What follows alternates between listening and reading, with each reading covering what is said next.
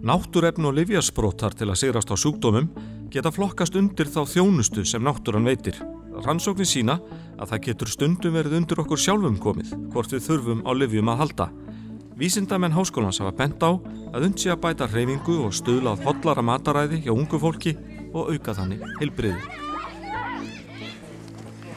Í okkar fyrstu rannsóknum sem við gerðum þá komumst við að því að krakkarnir voru að fitna og hreyfðu sig minna og þurftu á virkilegum einhverjum aðgerðum að halda.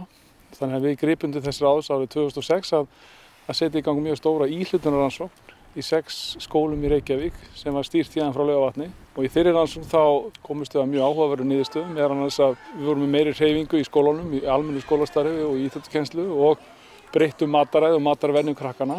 Þá öðluðust við betri heilsu og urðu betur á sig komin og þeim gekk betur í skóla og vonandi mun þetta notast þessum krökkum allt lífið.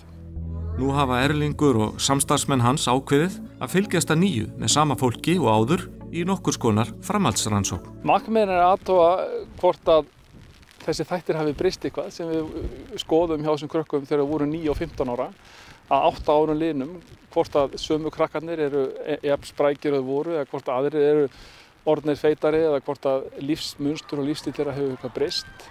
Nú líka hvort að það fylgir þeim allt lífið að vera í góðu formi, þeir sem eru í góðu formi, því við megum alls ekki gleyma því að 60% okkar krökkum eru í mjög fínu formi og standa sig vel. Lífsstílssjúkdómar valda auknum kostnaði í heilbrigðiskerfinu og því til mikils að vinna ef unnt er að auka heilbrigði þjóðarinnar.